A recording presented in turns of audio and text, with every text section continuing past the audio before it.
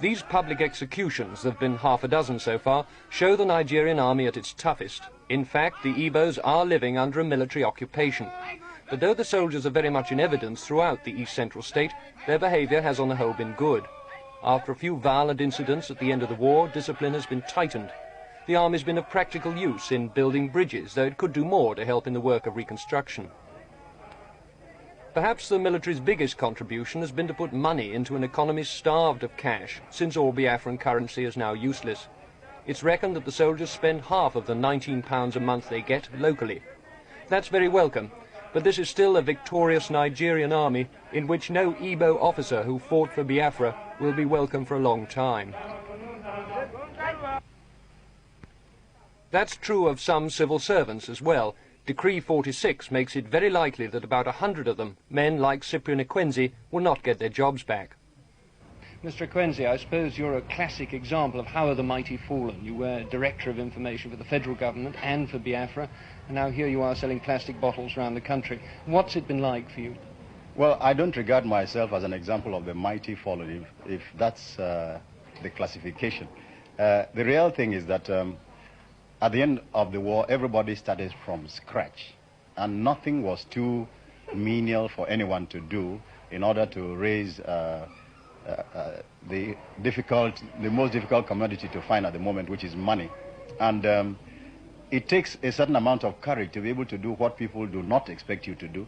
And I think I've proved the point. I have proved that I can do anything. And many people regard me as an example of the Igbo man who can do anything in any circumstance to fight against any desperate odds.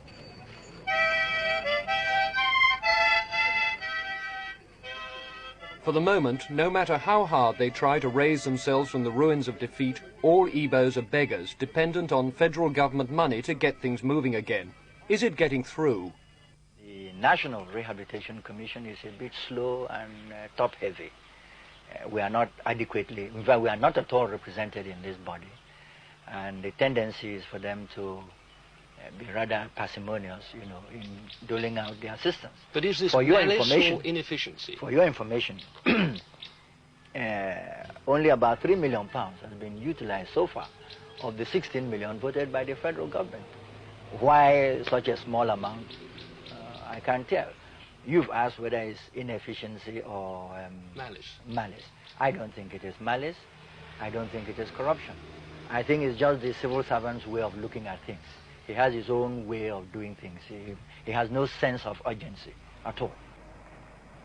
Enugu, the Igbo capital, now has an appalling housing shortage. So many buildings were damaged or destroyed in the war, and there are now 650,000 people living in a town which had a pre-war population only half that size. Any kind of shelter's hard to come by. To some, a derelict vehicle may be home. But the will to survive here is strong.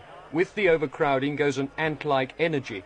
All the destruction of life and property is just not as crippling here as it would be in a highly industrialized society. Goods for sale spill out of the market along the railway line.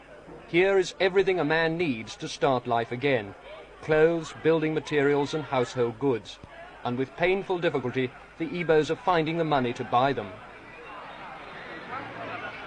There are still plenty of Nigerians who say that the Igbos are much too clever for anybody's good.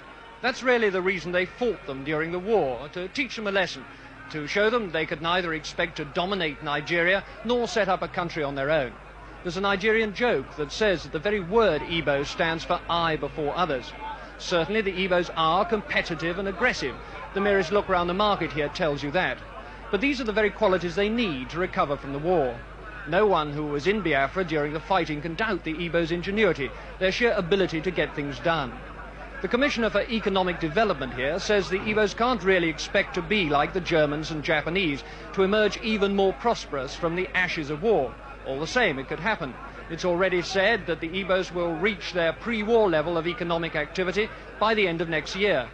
So though they may be down, the Igbos are definitely not out. It really depends on the help they get from the federal government, how quickly they're able to get back on their feet again. Richard Lindley, News at 10, East Central State, Nigeria.